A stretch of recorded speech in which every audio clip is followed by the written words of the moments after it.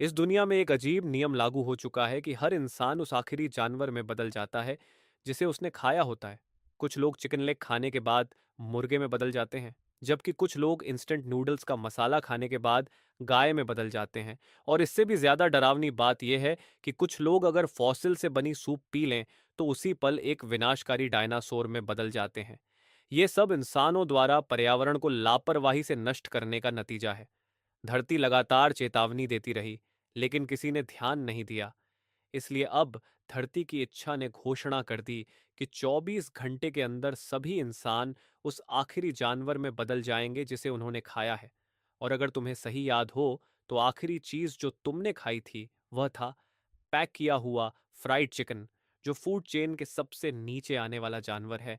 इसलिए जब पूरी दुनिया में जानवरों में बदलने की प्रक्रिया शुरू होगी, तो सबसे पहले तुम्हें ही खा लिया जाएगा। जब तुम निराशा में डूबे हुए थे, तभी तुम्हारा अच्छा दोस्त वांग शावेंग तुमसे संपर्क करता है। लेकिन तुम्हारी दोस्ती के विपरीत वह अजीब तरह से बहुत उत्साहित था, क्योंकि धरती की इच्छा ने सिर्फ इतना कहा था कि इंसान उस आखिरी जानवर में बदलेंगे जिसे उन्होंने खाया है। लेकिन उसने यह नहीं कहा कि वह जानवर आधुनिक ही होना चाहिए। वांग शावेंग के परिवार की एक कंस्ट्रक्शन कंपनी है, और कुछ दिन पहले उन्होंने एक पहाड़ी गांव में टायरानोसॉरस रेक्स का एक फॉसिल खोजा था। अगर उसे खाया जा सके तो इंसान एक टॉप प्रीडेटर बन सकता है, और तब हाथी और साइबेरियन टाइगर भी सिर्फ खाना बन जाएंगे। इसलिए तुम और वांग शावेंग तुरंत सहमत हो गए और कार से उसी गांव की तरफ निकल पड़े। लेकिन जब तुम वहां पहुंचे, तो ट्रैक्स फॉसिल की रखवाली कर रहा बॉस 11 तुरंत अपना फैसला बदल चुका था, क्योंकि धरती की इच्छा हर इंसान सुन सकता था, और बॉस 11 ने भी वह बात सुन ली थी। जैसे ही उसे पूरी दुनिया के जानवरों में बदलने की खबर मिली, उसने तुरंत अपने लोगों को ट्रेक्स फॉसिल की रक्षा करने का आदेश दे दिया। उसी समय बॉस 11 एक टेढ़ी मुस्कान के साथ बोला, ट्रेक्स फॉसिल के बारे में सोचो भी मत, मैंने तुम्हारे लिए कुछ और अच्छा तैयार किया है। ये कहकर उसने किसी को एक एक्वेरियम लाने को कहा, और उसके अंदर साफ दिखाई दे रही थी एक हरी कछुआ। इसके बाद तुम्हें एक लकड़ी के शेड के अंदर बंद कर दिया गया। चारों तरफ की कील लगी दरवाजों और खिड़कियों को देखकर वांग शावेंग ने तुरंत उम्मीद छोड़ दी। लेकिन किस्मत से कल रात उसने जो आखिरी चीज खाई थी वह एक एलिगेटर टर्टल थी। भले ही वह भी एक कछुआ ही है, लेकिन एलिगेटर टर्टल का वजन लगभग 200 किलो तक पहुंच सकता है, और उसकी डिफेंस और अटैक दोनों ही बहुत खतरनाक होते हैं। दूसरी तरफ जब तुमने अपना बैकपैक खोला, तो तुम्हें अंदर सिर्फ एक पैकेट इंस्टेंट नूडल्स और एक हैम सॉसेज मिला। अगर तुम नूडल्स का मसाला खाओ तो गाय में बदल सकते हो, और अगर सॉसेज खाओ तो सुअर में बदल जाओगे। लेकिन इन दोनों की लड़ाई की क्षमता बहुत कमजोर है।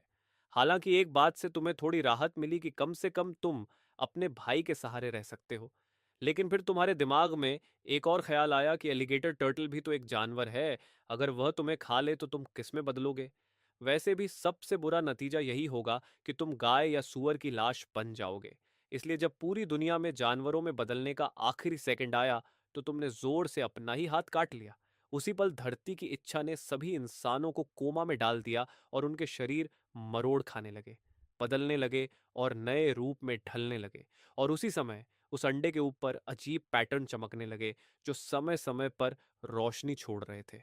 अचानक तुम झटके से जाग गए, और तुम्हें खुद भी उम्मीद नहीं थी कि अपने ही हाथ को काटने के बाद तुम एक ड्रैगन एग में बदल जाओगे। हालांकि तुम अब एक अंडा बन चुके थे, फिर भी तुम बाहर की दुनिया को साफ साफ 360 डिग्री बिना किसी ब्लाइंड स्पॉट के देख सकते थे।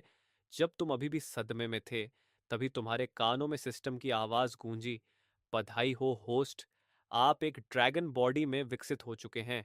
सेलेस्टियल ड्रैगन सिस्टम आधिकारिक रूप से अनलॉक हो गया है। वर्तमान में आप इंक्यूबेशन पीरियड में हैं, और इसकी अवधि 10,000 साल है।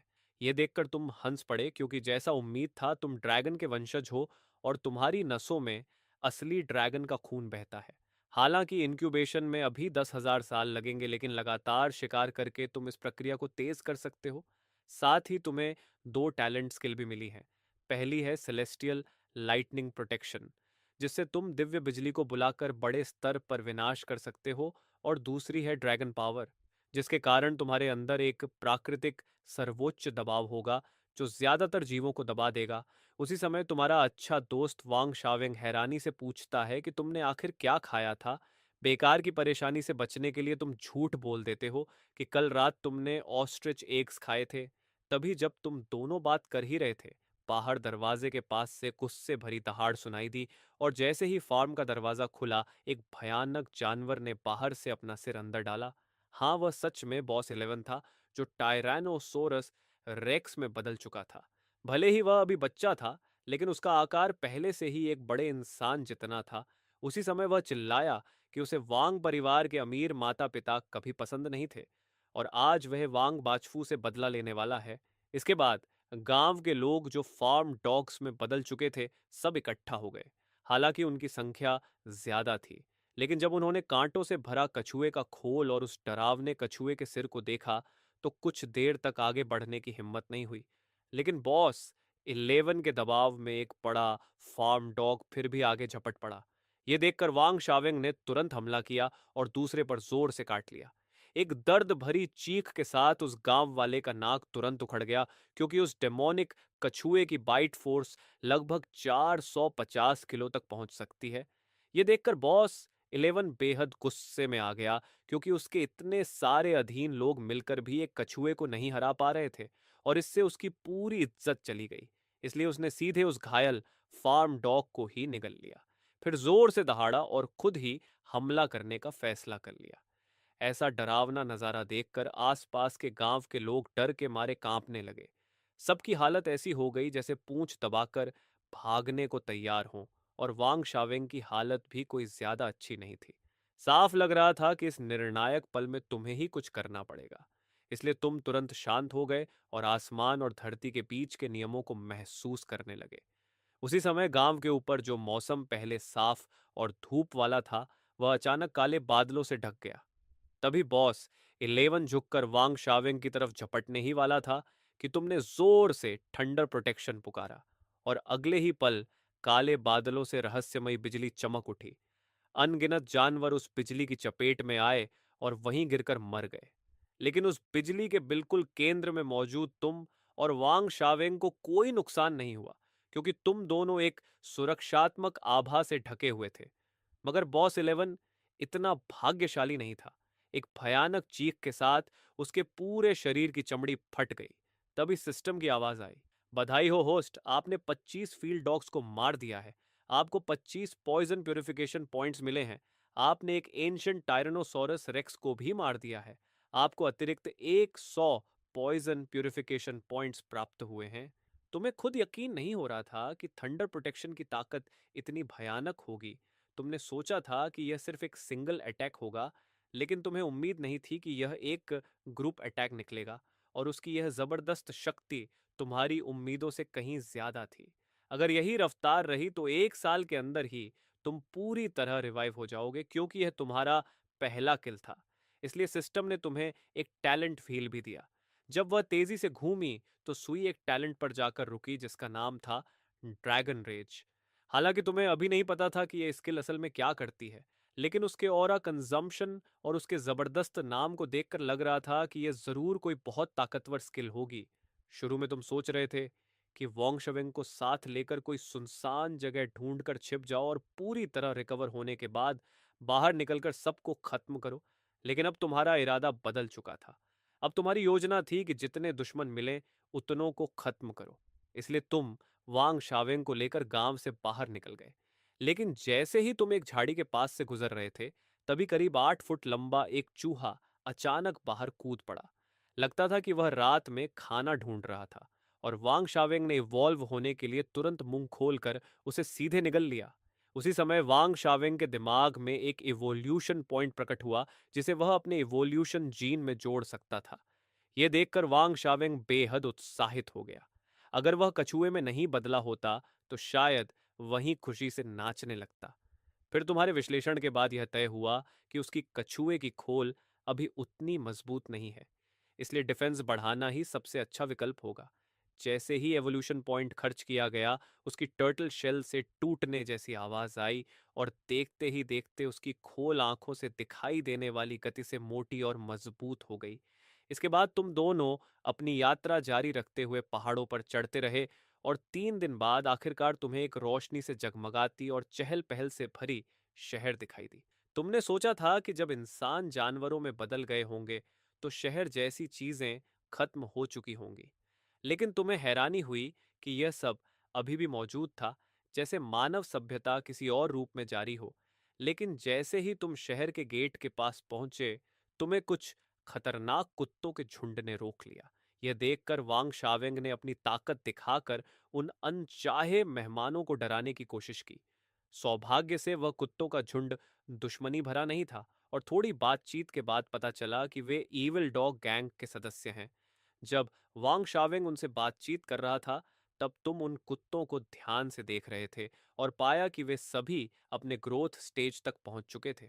साफ था कि शहर में इवॉल्व होना ज्यादा आसान है क्योंकि यहाँ आबादी ज्यादा है।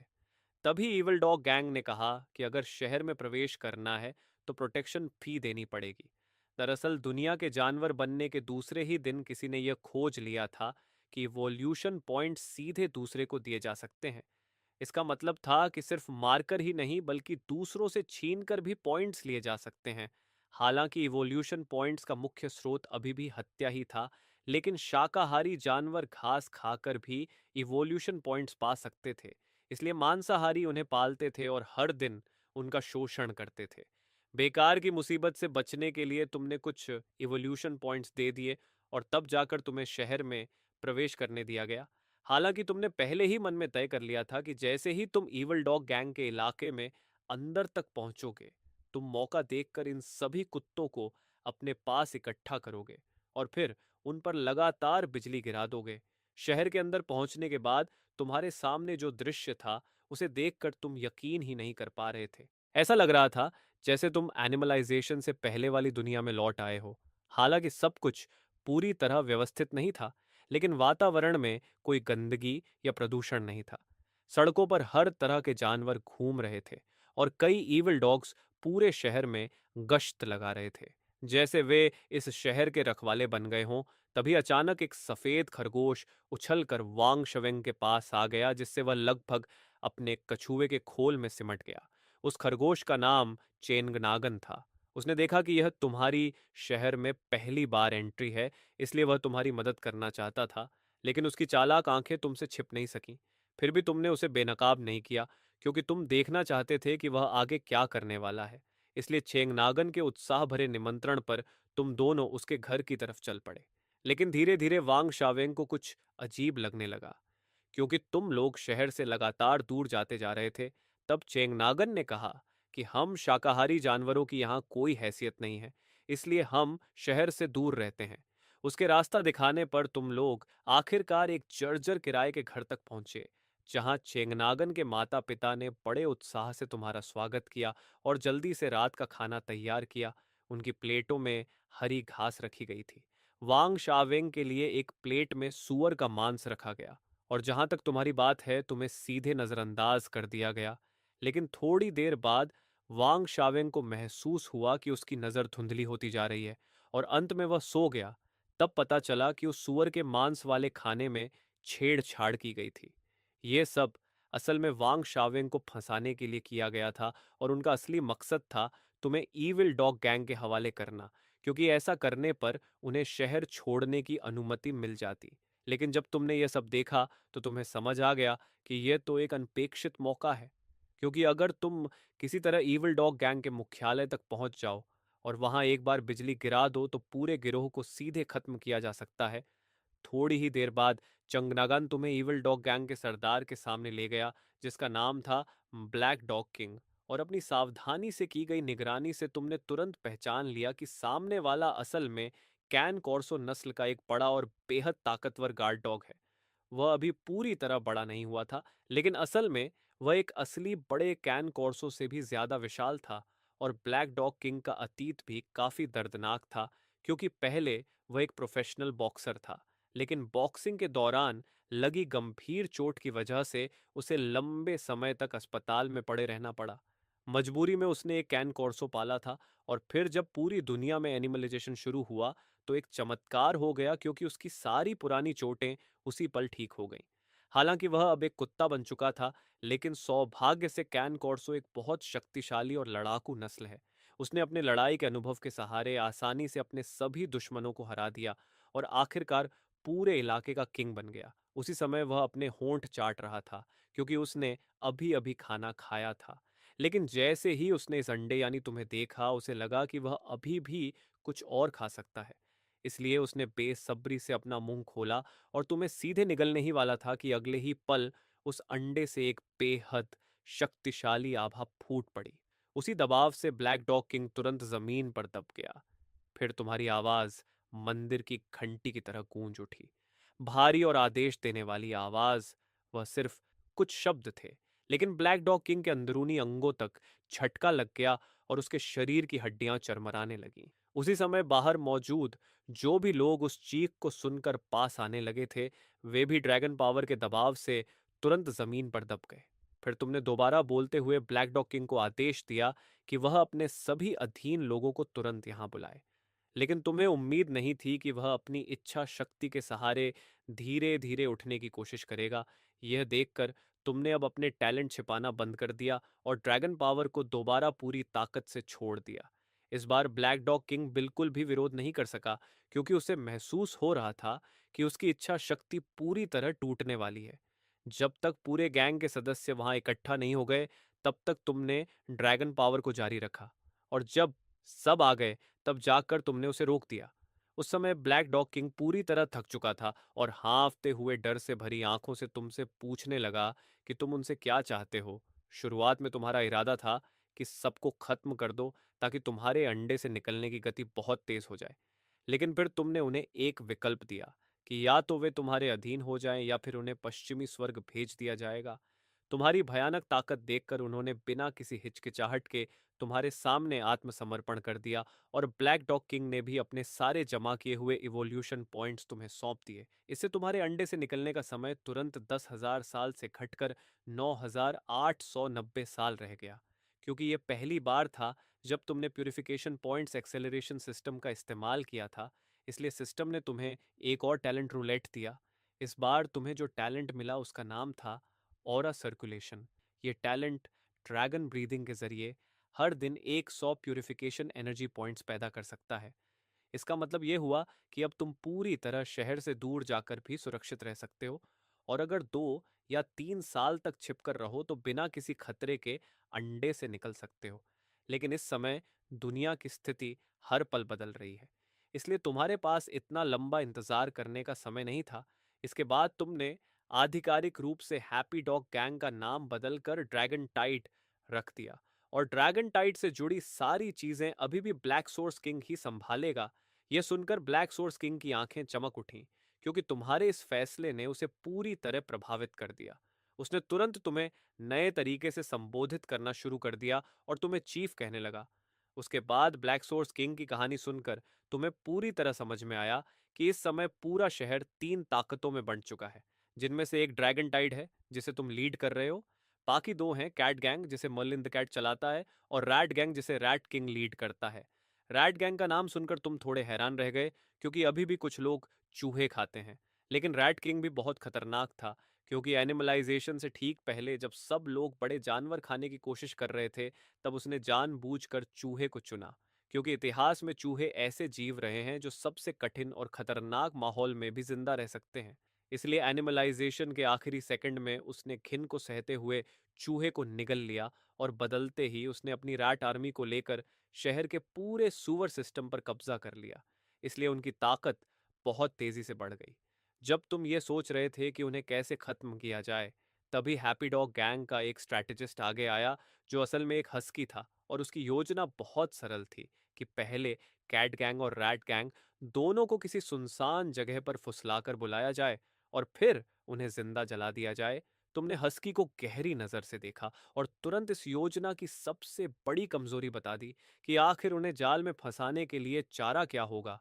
अगर कोई बड़ा लालच नहीं होगा तो ये योजना सिर्फ हवा में की गई बात बनकर रह जाएगी। लेकिन फिर तुमने खुद सोचा कि अगर किसी चीज को चारे की तरह इस्तेमाल किया जाए तो उससे ज्यादा आकर्षक क्या होगा जितना कि तुम खुद हो। इसलिए परीक्षण करने के लिए तुमने अपनी आभा छिपाना बंद कर दिया, और तुरंत तुम्हारे शरीर से एक अनोखी चमक फैलने लगी। उस रोशनी को देखकर आस पास के कुत्तों के मुंह से लार टपकने लगी। ये देखकर तुम बहुत संतुष्ट हुए और मन ही मन सोचा कि क्या मैं खुद एक तैयार चारा नहीं हूं। लेकिन जब तुम आगे की योजना पर चर्चा कर ही रहे थे तभी तुम्हारा अच्छा दोस्त वांग शावेंग अपने लोगों के साथ वहां लाया गया। दरअसल आज सुबह जब वांग शावेंग जागा तो उसने पाया कि तुम उसकी पीठ से गायब हो चुके हो। इसलिए वह तुरंत रैबिट परिवार के घर पहुंचा और उन्हें घेर लिया। दबाव डालकर उसने उनसे यह सच उगलवा लिया कि तुम्हें ईविल डॉग गैंग के पास ले जाया गया है। यह सुनते ही वांग शावेंग को बहुत अपराध बोध हुआ, क्योंकि अगर उसकी लालच की वजह से वह खाना न खाता तो ये सब नहीं होता। उसकी धमकी के बाद चेंगनागन उसे तुरंत यहाँ ले आया, और जैसे ही उसने तुम्हें फिर से देखा वह खुशी से तुम्हारी तरफ दौड़ पड़ा और बेहद हैरान रह गया। ये सब देखकर वांग शावेंग हैरान होकर बोला कि आखिर तुम एक अंडा होते हुए भी ईविल डॉग गैंग के सदस्य कैसे बन गए। लेकिन फिर उसे पिछली बार गिराई गई उस भयानक बिजली की याद आई और उसे लगा कि शायद वह कुछ समझ गया है। और वांग शावेंग की इस हरकत से तुम बहुत खुश हुए, क्योंकि यही असली भाईचारा होता है। भले ही उसे पता था कि ईविल डॉग गैंग का इलाका खतरों से भरा है, फिर भी वह तुम्हें ढूंढने यहां तक आ गया। तुमने जल्दी से वांग शवेंग को पूरी स्थिति समझाई, लेकिन वह तुरंत चिल्लाकर बोला कि बेकार की बातें बंद करो और सीधे बिजली गिराकर इन सबको खत्म कर दो। लेकिन तुम बस हल्का सा मुस्कुराए और कहा कि तुम्हारे पास इससे भी बेहतर योजना है, क्योंकि थंडर प्रोटेक्शन इस्तेमाल करने में भी आध्यात्मिक ऊर्जा खर्च होती है। इसी तरह जल्दी ही तीसरा दिन आ गया और पूरे शहर में एक बहुत बड़ी खबर आग की तरह फैल गई कि ईविल डॉग गैंग के सरदार को एक चमकता हुआ अंडा मिला है। यह अंडा हजारों रोशनी की तरह चमकता है और बिल्कुल भी कोई साधारण चीज नहीं लगता। इसलिए बहुत से जानवरों ने अंदाजा लगाया कि यह शायद ड्रैगन एग हो सकता है, और अगर कोई साधारण जानवर इसे खा ले तो उसके अंदर ड्रैगन ब्लड आ सकता है। यह खबर फैलते ही पूरे शहर में हलचल मच गई और हर ताकतवर गिरोह सक्रिय होने लगा। दूसरी तरफ रैट गैंग और कैट गैंग ने भी ड्रैगन एग की खबर सुनकर उस पर नजर गड़ा दी, क्योंकि अगर कोई साधारण जानवर इसे खा ले तो उसके अंदर ड्रैगन ब्लड आ सकता है। लेकिन ईविल डॉग गैंग की ताकत को देखते हुए दोनों गिरोहों ने आपस में सहयोग करने का फैसला किया और साथ मिलकर इसे चुराने की योजना बनाई। उनकी योजना बहुत सरल थी कि कैट गैंग सामने से हमला करके ध्यान भटकाएगा और रैट गैंग चोरी छिपे ड्रैगन एग को पीछे से चुरा लेगा। लेकिन उन्हें यह बिल्कुल नहीं पता था कि तुम पहले से ही घात लगाकर बैठे हो और उनके जाल में फंसने का इंतजार कर रहे हो। इसी दौरान दूसरी तरफ तुम हर दिन गोदाम में ही रहते थे, और ब्लैक डॉग किंग रोज तुम्हारे पास उस दिन इकट्ठा किए गए प्यूरिफिकेशन पॉइंट्स लेकर आता था। लेकिन तुम सारे पॉइंट्स नहीं लेते थे, बल्कि सिर्फ 80% ही लेते थे, क्योंकि ब्लैक डॉग किंग की ताकत भी बढ़नी जरूरी थी, वरना वह इतने बड़े इलाके को संभाल नहीं पाएगा। और सिर्फ वही नहीं, बल्कि ईविल डॉग गैंग के बाकी कुत्ते और उनके अधीन रखे गए शाकाहारी जानवर भी तुम्हारे आदेश के अनुसार हर दिन अपने प्यूरिफिकेशन पॉइंट्स का ज्यादातर हिस्सा जमा करते थे, लेकिन थोड़ा हिस्सा अपने लिए भी रख सकते थे ताकि अपनी ताकत बढ़ा सके। और जो शाकाहारी जानवर ग्रोथ स्टेज तक पहुंच जाते थे उन्हें हर दिन और भी ज्यादा प्यूरिफिकेशन पॉइंट्स मिलते थे, इसलिए वे भी इस व्यवस्था से संतुष्ट थे।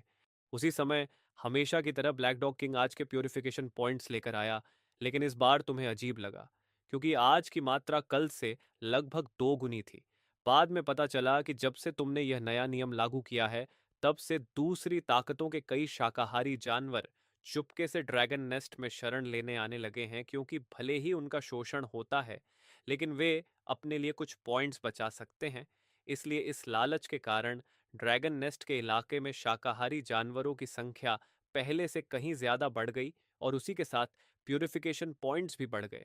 ये बात समझने के बाद तुमने ब्लैक डॉग किंग को फिर आदेश दिया कि शाकाहारी जानवरों की गतिविधियों पर ज्यादा रोक न लगाई जाए और उन्हें जितना हो सके उतनी आजादी से रहने दिया जाए, ताकि वे विद्रोह न करें। लेकिन अगर कोई परेशानी खड़ी करे तो समय समय पर कुछ को सख्ती से सजा भी दी जाए, ताकि बाकी सब डरकर शांत रहे। ब्लैक डॉग किंग के जाने के बाद तुमने अभी अभी मिले प्यूरिफिकेशन पॉइंट्स को देखा और बिना हिचकिचाहट आधे पॉइंट्स को अंडे के इंक्यूबेशन को तेज करने में लगा दिया और बाकी के लिए टैलेंट लॉटरी चुनी, क्योंकि अभी तुम्हारी ताकत बढ़ाने का दूसरा तरीका यही था। जैसे ही टैलेंट व्हील घूमा वह तेजी से घूमते हुए एक टैलेंट पर आकर रुक गया, जिसका नाम था ड्रैगन कॉन्ट्रैक्ट। इस टैलेंट की मदद से तुम अपने से कमजोर ब्लड लाइन वाले जीवों के साथ मास्टर सर्वेंट कॉन्ट्रैक्ट बना सकते हो, और जो भी इस कॉन्ट्रैक्ट में बंध जाएगा वह तुम्हारे नियंत्रण से कभी मुक्त नहीं हो पाएगा। इतना जबरदस्त टैलेंट देखकर तुम लगभग खुशी से चिल्ला पड़े, क्योंकि भले ही तुम्हारे पास कई ताकतवर स्किल्स हो, लेकिन अभी तुम सिर्फ एक अंडा हो। इसलिए तुम्हें ऐसे संगठन की जरूरत है जिस पर तुम भरोसा कर सको। अभी तक वांग शावेंग के अलावा तुम्हें हैप्पी डॉग गैंग के किसी भी कुत्ते पर पूरा भरोसा नहीं था, क्योंकि वे अभी सिर्फ मजबूरी में तुम्हारे अधीन थे और मौका मिलते ही धोखा दे सकते थे। लेकिन यह नया टैलेंट मौजूदा समस्या का सबसे अच्छा समाधान था। इसी बीच सुबह होते ही ड्रैगन नेस्ट में एक अनचाहा मेहमान आ पहुंचा, जब कैट गैंग का सरदार अपने कई साथियों के साथ धमकी भरी आभा लेकर गेट पर आ गया।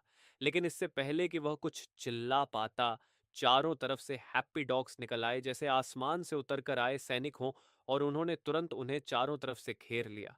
फिर कुत्तों की सुरक्षा में ब्लैक डॉग किंग भी बाहर आया, लेकिन जैसे ही उसने कैट गैंग के सरदार को देखा, उसकी भौहें सिकुड़ गईं, क्योंकि कुछ ही दिनों में सामने वाले का आकार पहले से काफी बड़ा हो गया था और अब वह लगभग उसके बराबर दिख रहा था। जबकि एनिमलाइजेशन से पहले कुत्ते आम तौर पर आकार के कारण बिल्लियों पर भारी पड़ते थे, लेकिन अगर आकार बराबर हो जाए तो बिल्ली की गति और प्रतिक्रिया कुत्ते से कहीं ज्यादा तेज होती है। ब्लैक डॉग किंग अभी यही सोच ही रहा था कि कैट गैंग के सरदार की आंखों में ठंडी चमक आई और उसका शरीर अचानक बेहद लचीली मुद्रा में आ गया। अगले ही पल वह हवा में उछला और बिजली की तरह चमकते हुए एक कुत्ते का गला एक ही वार में काट दिया। कैट गैंग के सरदार के इस अचानक हमले ने ब्लैक डॉग किंग को पूरी तरह चौंका दिया, क्योंकि उसे बिल्कुल उम्मीद नहीं थी कि सामने वाले की गति इतनी तेज होगी। लेकिन उसके पास सोचने का समय नहीं था, इसलिए उसने आसमान की ओर लंबी दहाड़ लगाई और तुरंत आगे झपट पड़ा। अगले ही पल दोनों पक्षों की सेनाएं आपस में भयंकर लड़ाई में भिड़ गईं, और क्योंकि कैट गैंग का सरदार शाकाहारी जानवरों का ज्यादा शोषण करता था, इसलिए उसके सैनिकों की ताकत साफ तौर पर ड्रैगन नेस्ट की सेना से ज्यादा मजबूत दिखाई दे रही थी। हालांकि दोनों पक्ष कुछ समय तक बहुत ही उग्र तरीके से लड़ते रहे, लेकिन अगर यह लड़ाई ऐसे ही चलती रहती तो हार सिर्फ समय की बात थी। उसी समय दूसरी तरफ गोदाम के अंदर रैट किंग अपने कुछ अधीन लोगों को लेकर चुपके चुपके घुस आया, और जैसे ही उसकी नजर मेज पर रखे ड्रैगनेग यानी तुम पर पड़ी, वह उससे नजर ही नहीं हटा सका, क्योंकि जितना शक्तिशाली कोई जानवर होता है, उतना ही ज्यादा वह तुम्हारी अनोखी आभा को महसूस कर सकता है। उसी समय रैट किंग के दिमाग में जैसे कोई बेहद मोहक आवाज गूंजने लगी, जो उसे कह रही थी कि जल्दी से आगे बढ़ो और इस अंडे को खा जाओ। लेकिन जैसे ही उसने 2 कदम बढ़ाने चाहे, उसने अचानक अपनी ही जीभ काट ली और खुद को संभालने पर मजबूर कर दिया, क्योंकि जैसे जैसे वह ड्रैगन एग के पास जा रहा था, उसके दिल में एक भयानक खतरे का एहसास भरने लगा था, और इस एहसास ने तुरंत रैट किंग को सावधान कर दिया।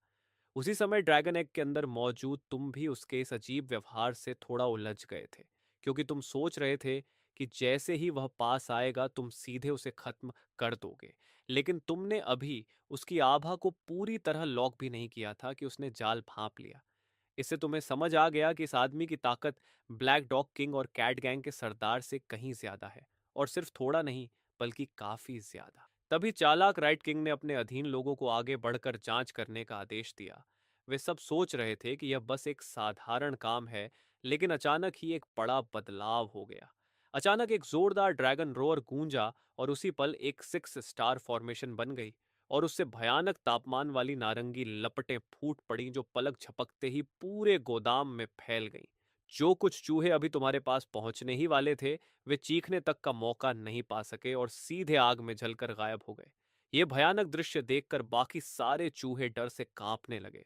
उनके जीन में छिपी डर की प्रवृत्ति उन्हें मजबूर कर रही थी कि वे तुरंत इस नर्क जैसी जगह से भाग जाएं। लेकिन वे अभी 2 कदम भी नहीं भाग पाए थे कि अचानक एक और घटना हो गई। आसमान से एक भयानक दबाव उतर आया और उन सब पर जोर से टूट पड़ा। सभी चूहे, यहां तक कि रैट किंग भी, जोर की आवाज के साथ जमीन पर गिर पड़े। उस समय रैट किंग ने मुश्किल से सिर उठाकर अविश्वास से पूछा, तुम आखिर हो कौन? लेकिन जब उसे पता चला कि तुम ईवल डॉग गैंग के नए चीफ हो, तो उसे कुछ दिन पहले की एक घटना याद आ गई, जब ईवल डॉग गैंग ने अचानक अपना नाम बदलकर ड्रैगन नेस्ट रख लिया था। उस समय उसने इस बात का मजाक उड़ाया था, लेकिन अब उसे समझ में आ गया कि यह सिर्फ नाम बदलना नहीं बल्कि मालिक बदलना था। और जब उसने अपनी आंखों से तुम्हारी भयानक ताकत देखी तो रैट किंग समझ गया कि जीतने की कोई संभावना नहीं है।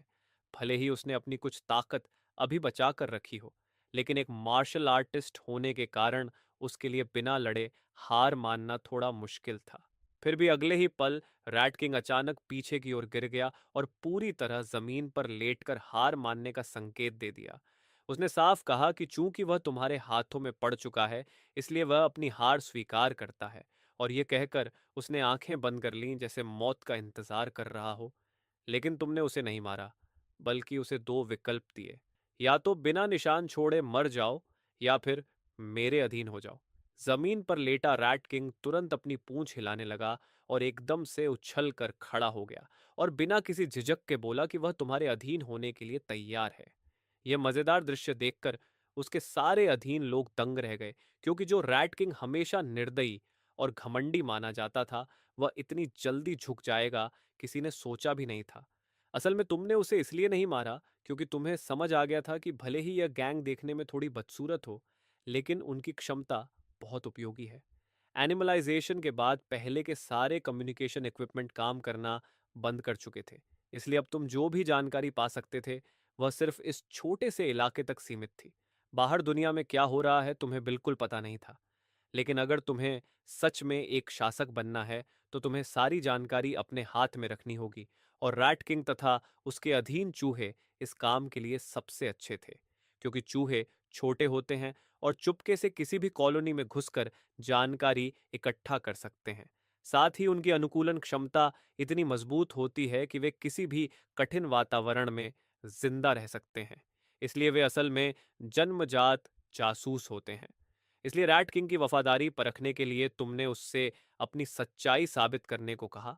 यह सुनकर उसने सिर झुकाकर थोड़ी देर सोचा और कहा कि वह कैट गैंग के सरदार को मार देगा। इससे उसकी वफादारी साबित हो जाएगी। तुम्हारी मंजूरी मिलते ही रैट किंग एक काली परछाई की तरह गोदाम से बाहर निकल गया। उसी समय ड्रैगन नेस्ट के गेट पर कैट गैंग का सरदार पूरी तरह गुस्से में पागल हो चुका था, और उसने रैट गैंग के साथ मिलकर चोरी करने वाली योजना भी लगभग भूल ही गया था। उसे बस थोड़ा समय चाहिए था, क्योंकि अगर वह सीधे लड़ाई जीत जाता तो फिर वह इन कुत्तों के पूरे झुंड को खत्म कर देता। लेकिन तभी अचानक एक बेहद तेज काली परछाई तेजी से युद्ध क्षेत्र की तरफ बढ़ी और पलक झपकते ही मैदान के बीच पहुंच गई। जब वह रुकी तो वहां मौजूद बिल्लियों और कुत्तों ने साफ देखा कि वह एक कुत्ते जितना बड़ा चूहा था। यह अचानक बदलाव देखकर सभी जानवर हैरान रह गए। सब सोचने लगे कि क्या यह चूहा कोई राक्षस बन गया है जो इतना बड़ा हो गया है। कैट गैंग के सरदार ने तुरंत पहचान लिया कि यह रैट किंग है। हालांकि उसे समझ नहीं आया कि वह इतना बड़ा कैसे हो गया, लेकिन उसके पास पूछने का समय नहीं था, क्योंकि वह उससे मिलकर कुत्तों को खत्म करना चाहता था। लेकिन इससे पहले कि वह कुछ कह पाता, अचानक एक चीख सुनाई दी, क्योंकि रैट किंग ने बिना किसी चेतावनी के हमला कर दिया था। उसकी तेज दांतों ने एक ही पल में कैट गैंग के सरदार का गला भेद दिया। कुछ ही सेकंड बाद रैट किंग ने अपनी पकड़ छोड़ी, फिर वह उस लाश को घसीटता हुआ तुरंत गायब हो गया। कैट गैंग के सरदार की मौत के साथ ही ब्लैक डॉग किंग उस जगह का सबसे बड़ा नेता बन गया, और उसके आदेश पर बाकी बिल्लियों को जल्दी ही काबू में कर लिया गया। और जहां तक तुम्हारा सवाल है कि तुम अभी भी गोदाम में क्यों इंतजार कर रहे हो और रैट किंग को जाने की हिम्मत कैसे की, तो वजह यह थी कि पिछले कुछ दिनों में जब तुम खाली थे, तब तुम्हें अपने टैलेंट स्किल्स इस्तेमाल करने का एक नया तरीका मिल गया था। जैसे कि तुम सेलेस्टियल थंडर को अपने अच्छे भाई वांग शवेंग के शरीर के अंदर सील कर सकते हो। जब तक उसके दिमाग में विचार आता है, वह तुरंत उसे सक्रिय करके वहीं इस्तेमाल कर सकता है। लेकिन क्योंकि उसके अंदर ड्रैगन ब्लड लाइन नहीं है, इसलिए सेलेस्टियल थंडर इस्तेमाल करने पर उसे भारी कीमत भी चुकानी पड़ती है। जहां तक ड्रैगन फ्यूरी की बात है, तुमने इसके इस्तेमाल का एक और भी खतरनाक तरीका खोज लिया है। जब तक तुम किसी की आभा को लॉक कर लेते हो, ड्रैगन फ्यूरी अपने आप उस लक्ष्य का पीछा करती रहती है और उससे छिपने की कोई जगह नहीं बचती। थोड़ी देर पहले गोदाम के अंदर तुम पहले ही रेड किंग की आभा को लॉक कर चुके थे, इसलिए अगर वह 3 मिनट के अंदर वापस नहीं आता या तुम्हें लगे कि वह भागने वाला है, तो तुम बिना झिझक ड्रैगन फ्यूरी छोड़ दोगे। लेकिन उसी समय गोदाम का दरवाजा जोर से टूटकर खुला और रैट किंग कैट गैंग के सरदार की लाश घसीटता हुआ अंदर आया। अंदर आने के बाद जब उसे तुम्हारी अनुमति मिली तो उसका शरीर सिकुड़ने लगा और वह फिर से अपने असली आकार में लौट आया। उसके बाद वह सीधे तुम्हारे सामने झुक गया। असल में मिशन पूरा करने के लिए उसने अपनी पूरी ताकत लगा दी थी। इतनी जबरदस्त जाइगेंटिफिकेशन उसके लिए भी बहुत भारी पड़ गई थी। लेकिन वह अभी ठीक से सांस भी नहीं ले पाया था कि अचानक उसके दिमाग में एक तीखी ड्रैगन रोअर गूंज उठी। उसकी आंखों के सामने काली चमक दौड़ी और वह तुरंत बेहोश हो गया। दरअसल ये तुम थे जिन्होंने ड्रैगन सोल टैलेंट का इस्तेमाल किया था। लगभग 10 मिनट बाद रेड किंग धीरे धीरे होश में आया, लेकिन उसकी आंखें खाली और डरी हुई लग रही थीं, जैसे उसने कोई बेहद डरावना अनुभव झेला हो। असल में जो ड्रैगन सोल तुमने छोड़ी थी वही स्लेव कॉन्ट्रैक्ट का असली रूप था। जब यह कॉन्ट्रैक्ट पूरा हो जाता है तो शक्तिशाली ड्रैगन सोल सामने वाले की आत्मा की गहराई में एक अमिट निशान छोड़ देती है। साधारण जीवों की आत्मा बहुत कमजोर होती है और ऊपर से चूहे स्वभाव से बहुत डरपोक होते हैं, इसलिए रैट किंग ने इस प्रक्रिया में बहुत कष्ट सहा। लेकिन उसी समय तुम साफ महसूस कर सकते थे कि अब तुम्हारे और रैट किंग के बीच एक अजीब सा संबंध बन गया है। ऐसा एहसास जैसे तुम उसकी जिंदगी और मौत दोनों को नियंत्रित कर सकते हो। कैट गैंग के सरदार की मौत और रैट किंग के समर्पण के साथ ही यह बड़ी लड़ाई आखिर खत्म हो गई और अब चीना शहर लगभग पूरी तरह तुम्हारे नियंत्रण में था। जल्द ही रात हो गई और तुमने संगठन के सभी नेताओं को बुलाकर ड्रैगन नेस्ट की अगली योजना बताई। तुम्हें और ज्यादा एसेंस की जरूरत थी, इसलिए ताकत को शहर के बाहर तक फैलाना जरूरी था। लेकिन उससे पहले शहर के अंदर छिपे खतरों को खत्म करना जरूरी था। भले ही अभी शहर में कोई तुम्हारा मुकाबला नहीं कर सकता था, फिर भी सब कुछ नियंत्रण में रखना ज्यादा सुरक्षित था, क्योंकि अगर उन्हें बढ़ने दिया गया तो भविष्य में बड़ी समस्या खड़ी हो सकती थी। तुम नहीं चाहते थे कि बाहर लड़ाई करते समय पीछे से खतरा पैदा हो जाए, इसलिए यह काम ब्लैक डॉग किंग को दिया गया और राइट किंग को आदेश दिया गया कि वह अपने चूहों के साथ शहर के बाहर की स्थिति की जांच करे। लेकिन चूंकि तुम्हें उनसे काम करवाना था, इसलिए पहले उन्हें थोड़ा इनाम भी देना जरूरी था। इसलिए तुमने उस दिन इकट्ठा किए गए एसेंस पॉइंट्स को दो हिस्सों में बांटकर ब्लैक डॉग किंग और राइट किंग को दे दिए। ये सुनकर दोनों बेहद खुश हो गए और एक साथ अपनी वफादारी जताने लगे। उसी समय रैट किंग ने सुझाव दिया कि अगर ताकत को बाहर फैलाना है तो सिर्फ चीफ कहने से तुम्हारी पहचान कमजोर लगती है, तुम्हें एक ज्यादा ताकतवर उपाधि चाहिए। थोड़ा सोचने के बाद उसने कहा कि चूंकि तुम ड्रैगन एग हो और हमारी ताकत का नाम ड्रैगन नेस्ट है, इसीलिए आगे से सब तुम्हें सुप्रीम लॉर्ड कहें तो कैसा रहेगा। लेकिन तुम्हें इन उपाधियों से ज्यादा फर्क नहीं पड़ता था।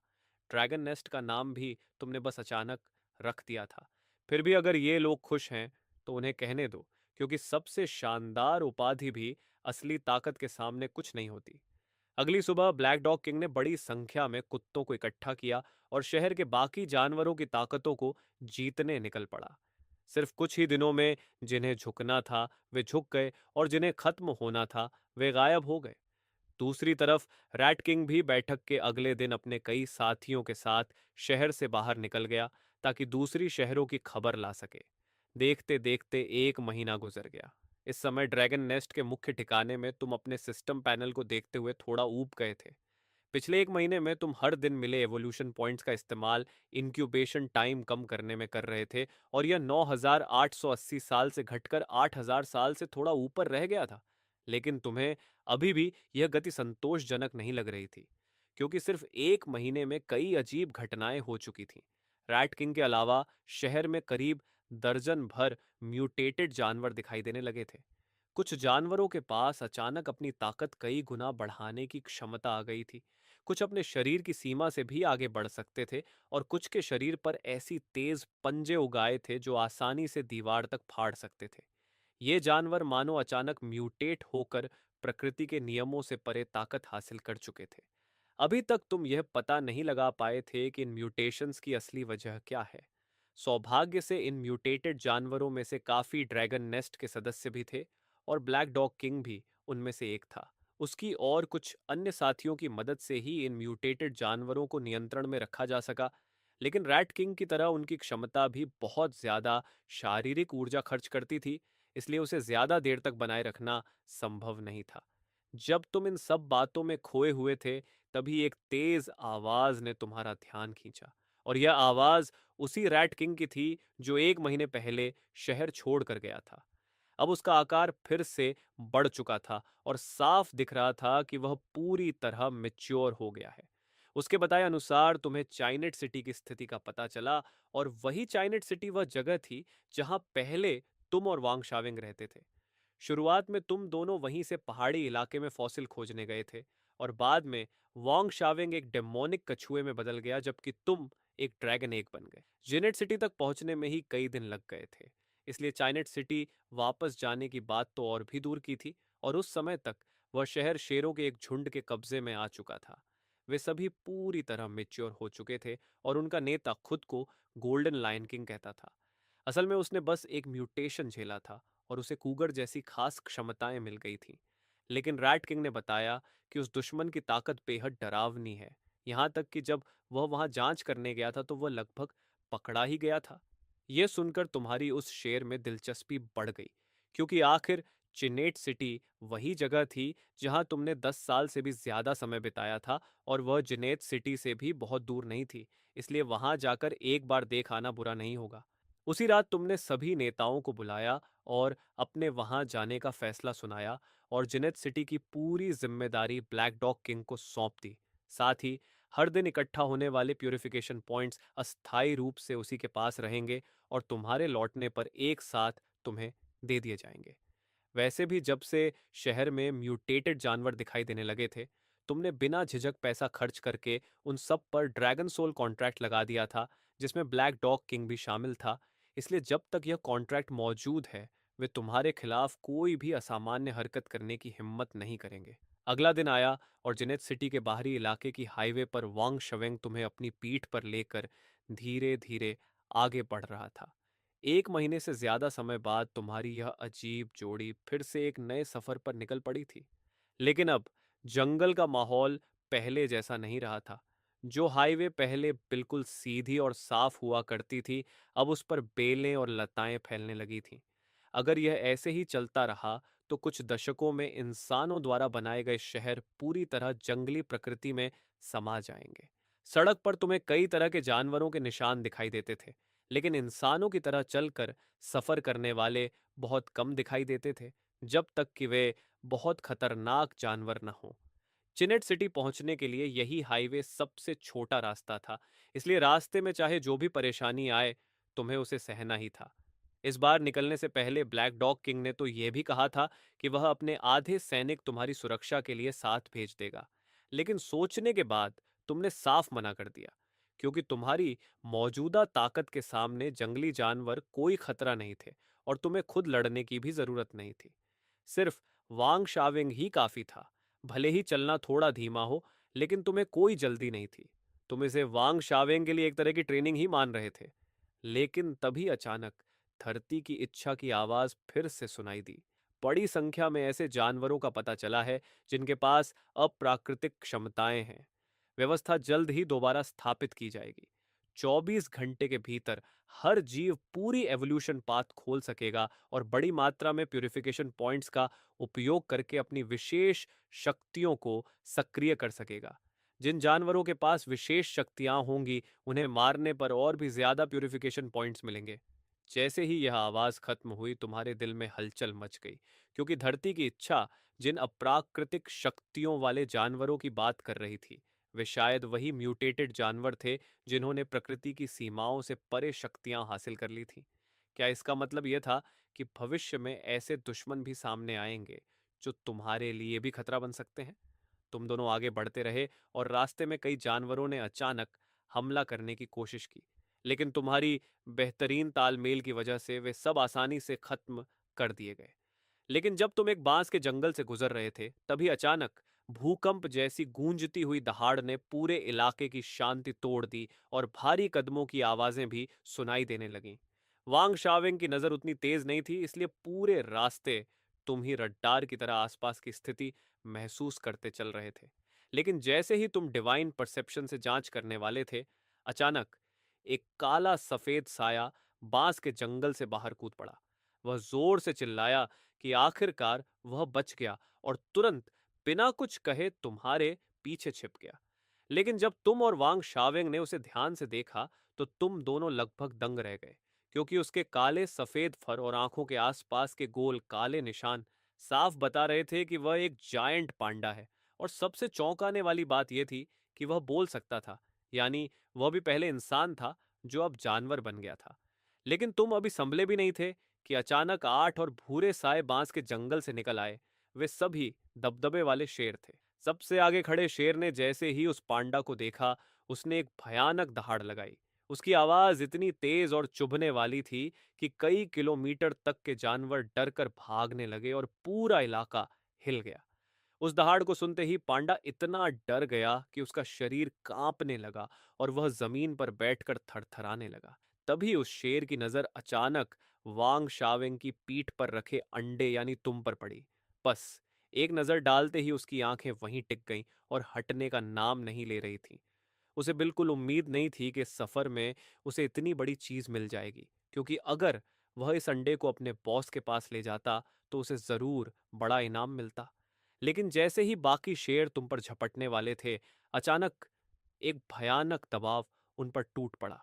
जोरदार आवाज के साथ आगे वाले शेर को छोड़कर बाकी सभी जमीन पर ऐसे दब गए जैसे उन पर हजारों किलो का वजन रख दिया गया हो। उसी समय आगे वाला शेर भी भौहें सिकोड़कर खड़ा था, जैसे वह बहुत दर्द सह रहा हो। उसने दांत भींचकर खुद को संभाले रखा और यह देखकर तुम भी थोड़ा चौंक गए, क्योंकि तुमने शुरुआत से ही पूरी ताकत का दबाव इस्तेमाल किया था।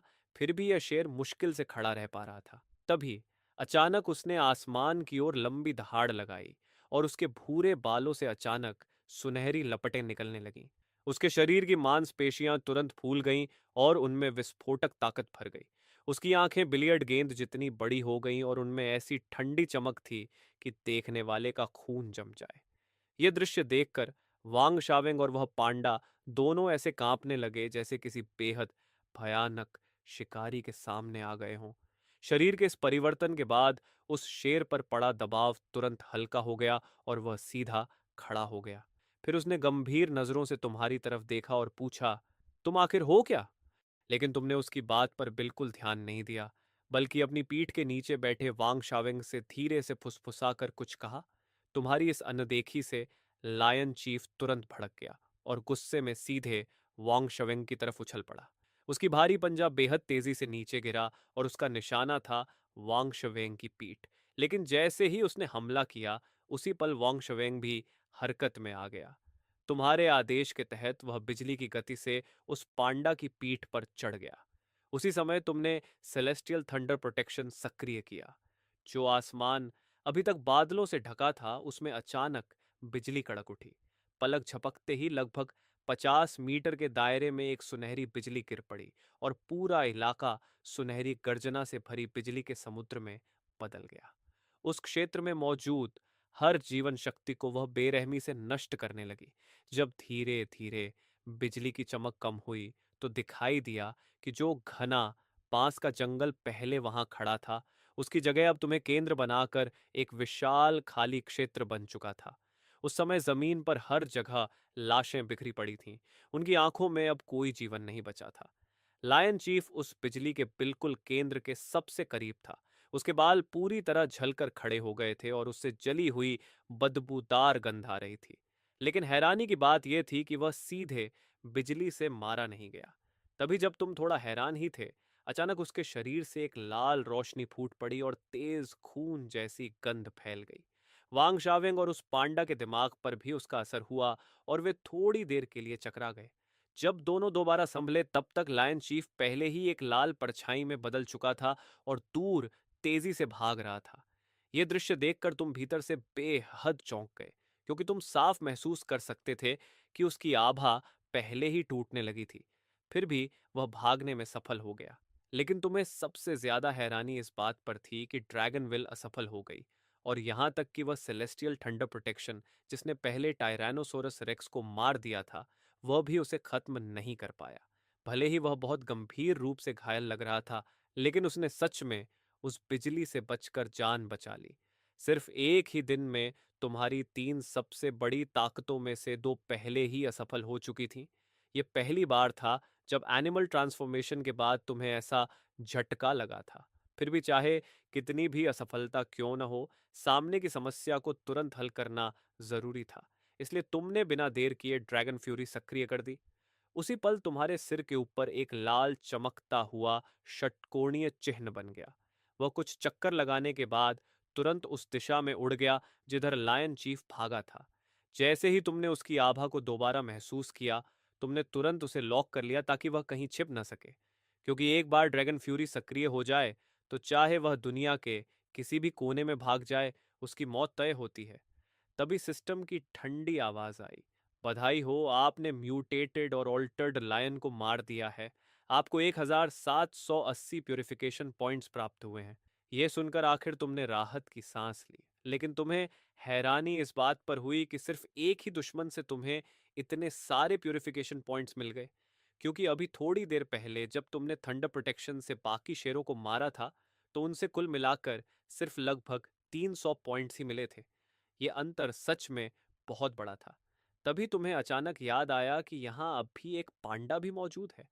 इसलिए तुमने उससे पूछताछ की और पता चला कि वह वांग शावेंग का पुराना जानकार है। उसका नाम लिडा है और उसका परिवार पहले चाइनेट सिटी के सबसे प्रभावशाली परिवारों में से एक था। लेकिन इस अभिशप्त एनिमलाइजेशन के बाद उसकी हालत ऐसी हो गई थी। फिर लाइडा के बताए अनुसार तुम्हें चीनेट सिटी की असली स्थिति का पता चला, और यह बात सीधे वांग शावेंग से जुड़ी हुई थी। असल में एनिमलाइजेशन के बाद वही शेरों का झुंड वांग शावेंग की बड़ी विला पर कब्जा कर चुका था। यह सुनकर वांग शावेंग अचानक घबरा गया। घर पर कब्जा होना उसके लिए बड़ी बात नहीं थी, क्योंकि अब सब जानवर बन चुके थे और कहीं भी रह सकते थे। लेकिन उसे सबसे ज्यादा चिंता इस बात की थी कि कहीं उसके माता पिता वापस चाइनेट सिटी तो नहीं आ गए होंगे। उनकी पुरानी जिद्दी सोच को देखते हुए अगर उन्हें पता चल गया कि घर पर शेरों ने कब्जा कर लिया है, तो वे जरूर उनसे लड़ने की कोशिश करेंगे। जैसे जैसे लीडा बोलता गया, तुम्हें धीरे धीरे चिनेट सिटी के असली अराजक हालात का पता चलता गया। असल में जब शेरों का झुंड उस शहर पर कब्जा करने आया, तो शुरुआत में वे भी पहले वाले गैंग की तरह थे। वे रोज जानवरों से एवोल्यूशन पॉइंट्स जमा करवाते थे ताकि अपनी ताकत बढ़ा सके। भले ही शाकाहारी जानवरों का शोषण होता था, लेकिन कम से कम उनकी जान को खतरा नहीं था। लेकिन जब से धरती की इच्छा फिर से प्रकट हुई, सब कुछ पूरी तरह बदल गया। पता नहीं किस मूर्ख ने अचानक एक नया नियम खोज निकाला और उसने शाकाहारी जानवरों के पूरे जीवन का संतुलन तोड़ दिया। क्योंकि उन्होंने पाया कि अगर शाकाहारी जानवर मौत के खतरे से एक दिन पहले बच जाए, तो अगले दिन उन्हें मिलने वाले एवोल्यूशन पॉइंट्स कई गुना बढ़ जाते हैं। इसके बाद शेरों का असली क्रूर चेहरा सामने आ गया। वे ऐसे शाकाहारी जानवरों को चुनते जिनकी रोज की एवोल्यूशन पॉइंट्स कम होती थी। फिर उन्हें एक जगह इकट्ठा करके उनका पीछा करते और बेरहमी से शिकार करते। आखिर में बहुत मुश्किल से सिर्फ एक दो शाकाहारी जानवर ही जिंदा बच पाते। लेकिन इतनी खतरनाक चाइनेट सिटी से भी तुम्हें कोई डर नहीं था। भले ही अभी तुम्हें एक छोटा झटका लगा था, लेकिन तुमने अभी तक अपनी सारी ताकत इस्तेमाल ही नहीं की थी। अगर थंडर प्रोटेक्शन काम नहीं करती तो तुम दूसरी ताकतें इस्तेमाल कर सकते थे, और तुम्हारे पास उससे भी ज्यादा डरावनी ड्रैगन फ्यूरी मौजूद थी। असल में इससे पहले तुमने नए टैलेंट्स जोड़ने का फैसला इसलिए नहीं किया था, क्योंकि पहली बात तुम्हें कोई इतना शक्तिशाली दुश्मन मिला ही नहीं था, और दूसरी बात यह सिस्टम बहुत ही चालाक था। शुरुआत में तुम्हें लगा था कि हर बार टैलेंट निकालने के लिए सिर्फ 1000 ऑरा पॉइंट्स लगेंगे, लेकिन असल में हर बार टैलेंट निकालने के बाद अगली बार उसकी कीमत दो गुनी हो जाती है। लेकिन मौजूदा हालात ने तुम्हें समझा दिया कि अब नए टैलेंट्स जोड़ने का समय आ चुका है। और शहर से निकलने से एक दिन पहले तुमने खास तौर पर ब्लैक डॉग किंग से कहा था कि वह पहले से ही एक बड़ी मात्रा में प्यूरिफाइड एसेंस जमा करके रखे। लेकिन अगर उस एसेंस को टैलेंट निकालने में इस्तेमाल किया जाए तो शायद सिर्फ एक ही बार टैलेंट निकाला जा सकता है, क्योंकि अगली बार उसकी कीमत दोगुनी हो जाएगी और तब 4000 पॉइंट्स भी बिल्कुल पर्याप्त नहीं होंगे। और अगर वह पर्याप्त भी होता, तब भी तुम उसे पूरा का पूरा लॉटरी में खर्च करने की हिम्मत नहीं करते, क्योंकि तुम्हें अपनी रक्षा के लिए भी कुछ पॉइंट्स बचाकर रखने पड़ते। फिर भी एक नया टैलेंट मिल जाना बहुत बड़ी बात थी, क्योंकि सिस्टम से मिलने वाला हर टैलेंट लगभग आसमान को चुनौती देने वाली शक्ति देता था। ये सोचते ही तुमने तुरंत टैलेंट ड्रॉ सक्रिय कर दिया। जैसे ही ऑरा डिडक्ट हुई, रूलेट तेजी से घूमने लगी। फिर सिस्टम की आवाज आई, बधाई हो, आपने टैलेंट ड्रॉ पूरा किया और नया टैलेंट ड्रैगन रोर प्राप्त किया। इस टैलेंट के जरिए उपयोगकर्ता डिवाइन ड्रैगन सोल की शक्ति से एक भयानक ड्रैगन रोर छोड़ सकता है जो धरती तक को हिला दे। इसके इस्तेमाल की मूल खपत ऑरा होती है और यह बड़े क्षेत्र में मौजूद दुश्मनों को शक्तिशाली तरीके से स्टन कर सकता है। अगर और ज्यादा ऑरा खर्च की जाए तो यह सीधे दुश्मन की आत्मा पर हमला भी कर सकता है। सिस्टम के इस परिचय को सुनते ही तुमने तुरंत समझ लिया कि यह नया टैलेंट वास्तव में भीड़ नियंत्रण यानी क्राउड कंट्रोल स्किल जैसा लगता है, लेकिन यह इतना साधारण नहीं है क्योंकि यह खर्च किए गए ऑरा के हिसाब से अपनी शक्ति बढ़ा सकता है और खास तौर पर आत्मा पर हमला करने के लिए बना है। यह ठीक वही स्किल थी जिसकी तुम्हें अभी जरूरत थी। चाहे इन शेरों का शरीर कितना भी ताकतवर क्यों न हो, उनकी आत्माएं इतनी मजबूत होना लगभग असंभव था। और वैसे भी उनका शरीर शायद तुम्हारे सेलेस्टियल थंडर बॉडी प्रोटेक्शन की शक्ति भी सह नहीं पाएगा। उसी समय लाइडा थोड़ी देर सोचने के बाद जैसे किसी बहुत बड़े फैसले पर पहुंच गया और दृढ़ चेहरे के साथ बोला कि वह तुम्हारे साथ शेनजेन सिटी जाना चाहता है। यह सुनकर तुम थोड़े हैरान हो गए क्योंकि यही आदमी अभी कुछ समय पहले डर से कांप रहा था और अब अचानक इतना दृढ़ हो गया था। तब लीडा की व्याख्या से तुम्हें पूरी कहानी पता चली। दरअसल एनिमल ट्रांसफॉर्मेशन के बाद उसका पूरा परिवार पांडा बन गया था। क्योंकि वे काफी ज्यादा प्यूरिफिकेशन पॉइंट्स पैदा कर सकते थे, इसलिए उन्हें हर दिन लायंस के झुंड द्वारा पालकर रखा जाता था। भले ही वे लगातार शोषण झेल रहे थे, लेकिन कम से कम उन्हें खाने पीने की चिंता नहीं करनी पड़ती थी। लेकिन जब नया बदलाव आया तो उन लायंस ने शिकायत शुरू कर दी कि उनकी प्रोडक्शन स्पीड बहुत धीमी है। इसी दौरान संयोग से लाइडा के पिता को पता चला कि लायंस का झुंड उन पर प्रयोग करने की योजना बना रहा है और उन्हें प्यूरिफिकेशन पॉइंट्स फार्म करने वाले प्रयोग में शामिल करना चाहता है। यह सुनते ही लुइडा के पिता को गुस्सा आ गया क्योंकि यह तो सीधे उन्हें मौत के रास्ते पर धकेलना था। इसलिए उन्होंने योजना बनाई कि रात होने पर जब लायंस की सतर्कता सबसे कम होगी, वे एक साथ हमला करके शेनजन सिटी से भाग जाएंगे। अगर वे इस शोषण से बचकर निकल जाते तो पांडाज की विकास गति को देखते हुए जंगल में टिकना मुश्किल नहीं होता, क्योंकि भले ही वे शाकाहारी हों, लेकिन वे आखिर भालू ही हैं और उनकी हमला करने की शक्ति कई मांसाहारी जानवरों से कम नहीं होती। लेकिन उन्होंने लायंस की क्रूरता को बहुत कम आंका था। जैसे ही लायंस को पता चला कि वे भागने की योजना बना रहे हैं, उन्होंने बिना हिचकिचाहट उन पर हमला कर दिया। जो पंडास हर दिन शोषण झेलते थे, वे लायंस के झुंड से कैसे लड़ सकते थे? इसलिए वे जल्दी ही हार गए और उन्हें भारी नुकसान उठाना पड़ा। लीडा के पिता तो उसी समय लायंस के हाथों मारे गए। अंत में पूरे परिवार में से सिर्फ लीडा ही किसी तरह अफरा तफरी में बचकर भाग निकला और लायंस उसका पीछा करते हुए यहां तक पहुंच गए। उसकी कहानी सुनने के बाद उन लायंस को कुचलना तुम्हारे लिए बहुत आसान काम था, इसलिए तुमने तुरंत उसकी मदद करने और उसका बदला लेने के लिए सहमति दे दी। वैसे भी यहाँ आने का तुम्हारा असली मकसद ही डीप लायंस पर राज करना था, इसलिए देर सबेर तुम्हारी उनसे टक्कर होनी ही थी। जब ऐसा ही है तो साथ ही एक अच्छा काम भी कर दिया जाए। 7 दिन बाद तुम आखिरकार अपने गंतव्य पर पहुंच गए, डीप लायंस का क्षेत्र। लेकिन उस समय शहर के दरवाजे पर कई शेर पहरा दे रहे थे। अगर तुम सीधे आगे बढ़ते तो वे निश्चित ही तुम्हारा पीछा करते, क्योंकि जैसे जैसे तुम डीप लायंस के करीब आते गए रास्ते में मिलने वाले जानवर कम होते गए।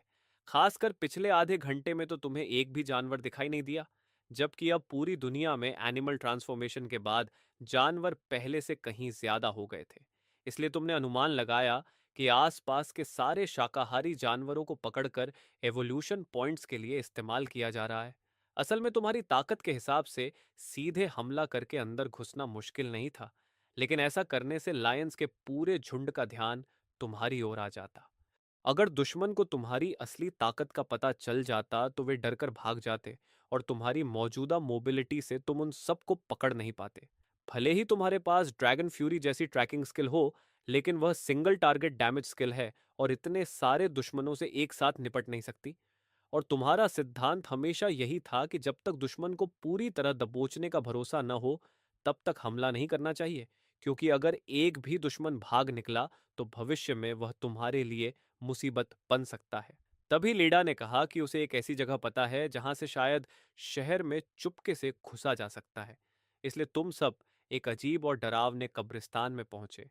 असल में यह जगह ऊपर से देखने पर कब्रिस्तान लगती थी, लेकिन वास्तव में यह एक पुराना एयर रेड शेल्टर था जो शहर तक जाता था। अगर प्रवेश द्वार की मिट्टी खोद दी जाए तो सीधे शहर के केंद्र तक पहुंचा जा सकता था। यह सुनते ही वांग शावेंग तुरंत आगे बढ़ा और खुदाई शुरू कर दी। ऐसा नहीं था कि वह बहुत खुश था, बल्कि वह इस जगह पर एक पल भी और रुकना नहीं चाहता था।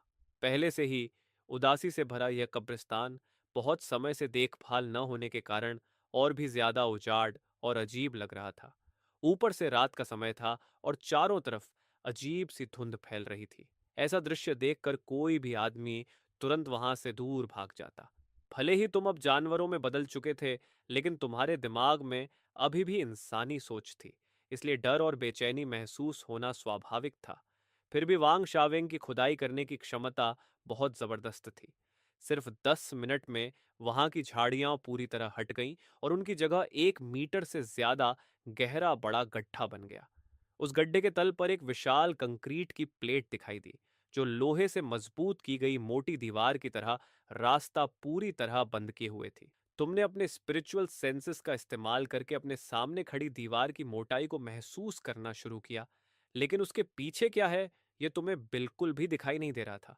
इससे साफ था कि दीवार बहुत मोटी है। अगर कोई भारी मशीन न हो तो इसे तोड़ना लगभग नामुमकिन है, लेकिन इस समय इसके अलावा कोई बेहतर तरीका भी नहीं था। इसलिए तुमने जबरदस्ती रास्ता बनाने की कोशिश करने का फैसला किया।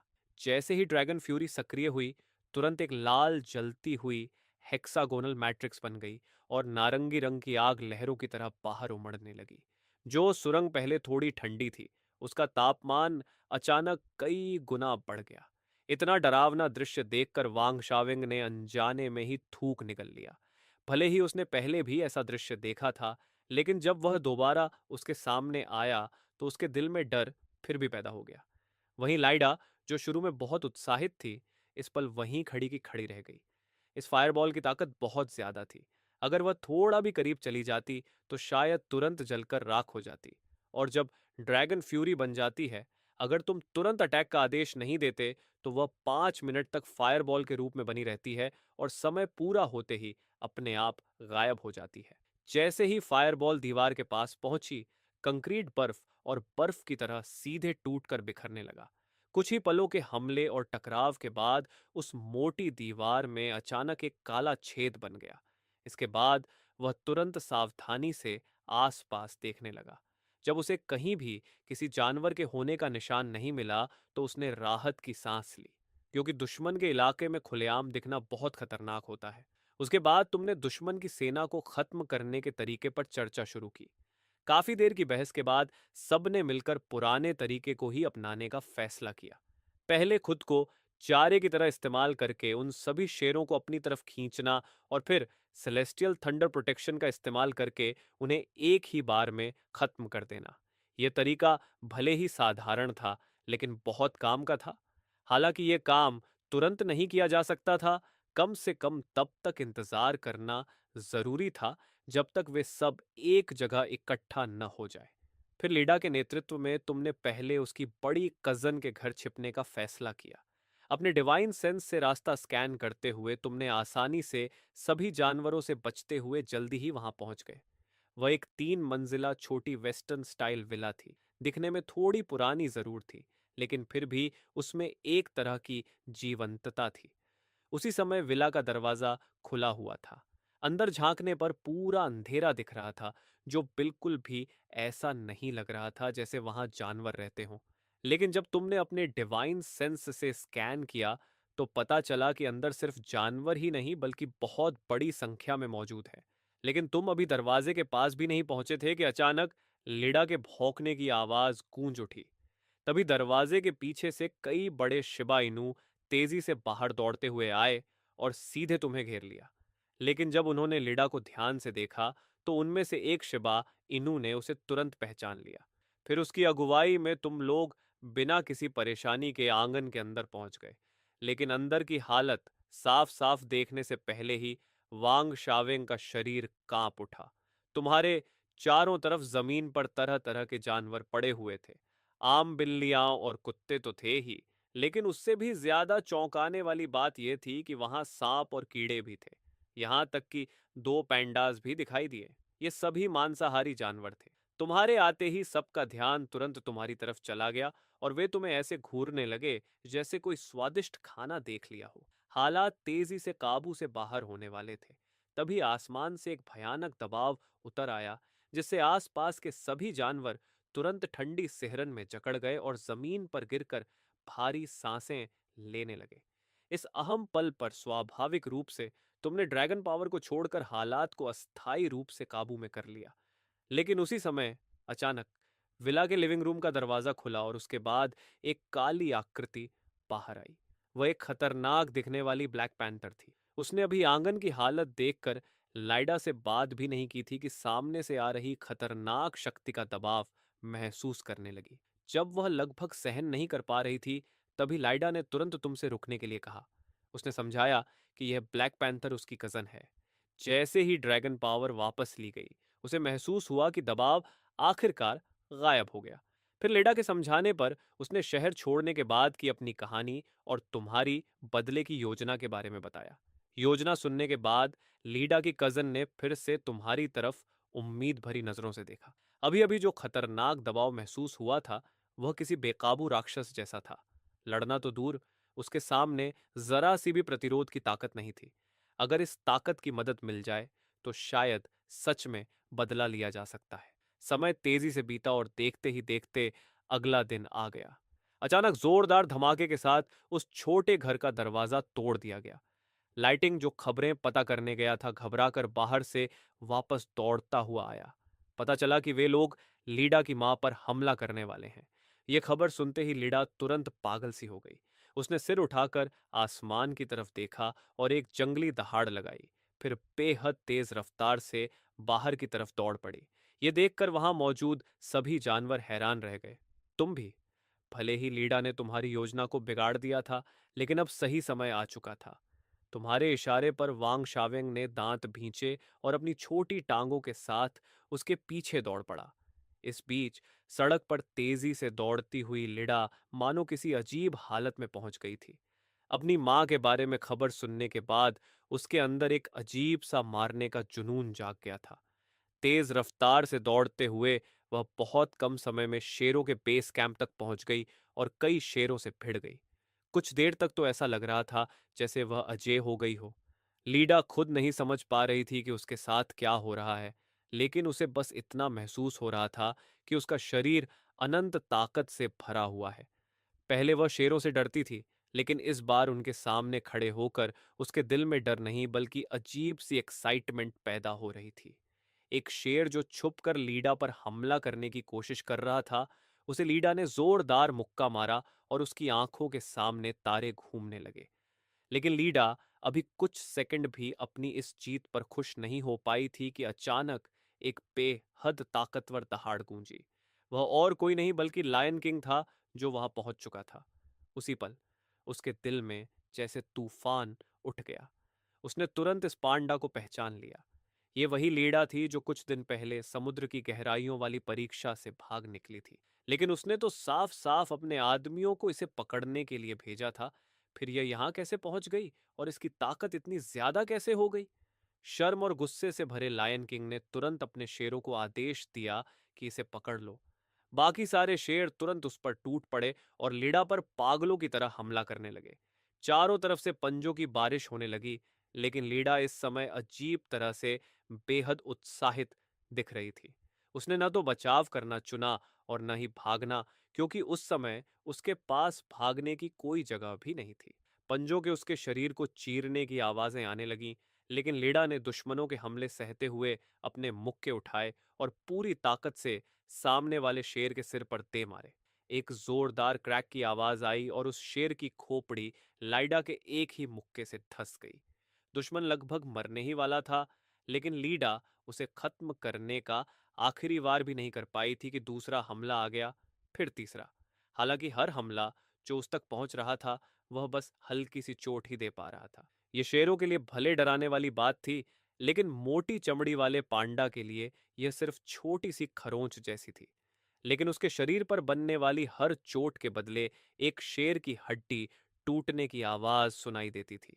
मगर जैसे जैसे ज्यादा जानवर उस पर हमला करने लगे, लीडा की पलटवार करने की गति धीमी पड़ने लगी। एक पल ऐसा आया जब उसके हमले की लय साफ साफ एक धड़कन के लिए रुक गई। पीछे खड़े शेर ने तुरंत यह मौका देख लिया और बाकी शेरों के साथ उस पर टूट पड़ा। कुछ ही पलों में उन्होंने लीडा को पूरी तरह जमीन पर दबोच लिया। जमीन पर दबाई हुई लीडा की आंखों में गहरा निराशा दिखाई दे रही थी।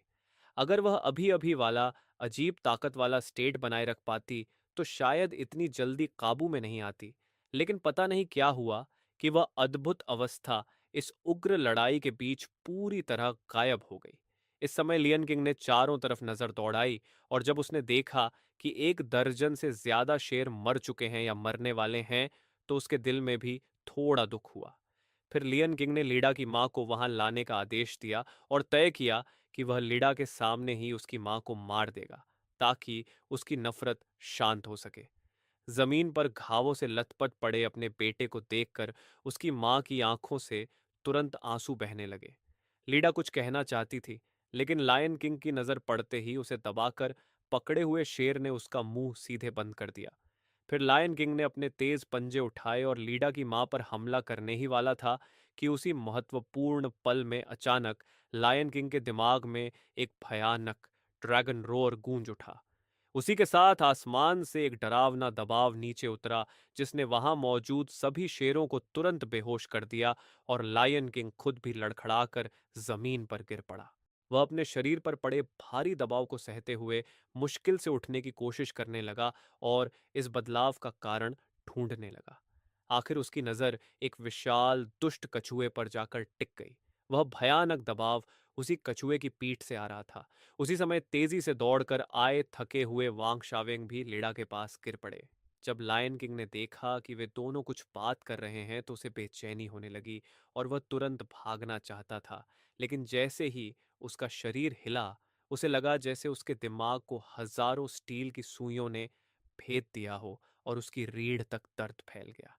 दरअसल तुमने देखा था कि यह आदमी लाइडा की मां पर हमला करने वाला है, इसलिए तुमने पहली ही बार में ड्रैगन रोर का इस्तेमाल करके उसे डराने का फैसला किया और एक ही बार में 500 गोल्ड पॉइंट्स खर्च कर दिए।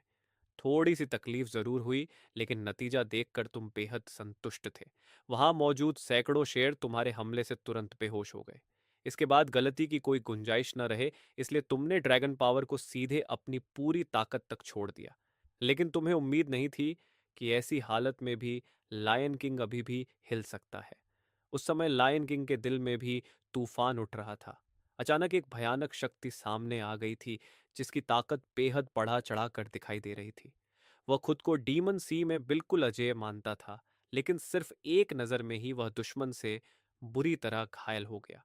उस समय लायन किंग ने बड़ी मुश्किल से सिर उठाकर तुमसे पूछा कि तुम आखिर क्या चाहते हो। तुमने सीधे कहा कि तुम्हें एवोल्यूशन पॉइंट्स चाहिए और साथ ही पूरी चाइनेट सिटी भी चाहिए।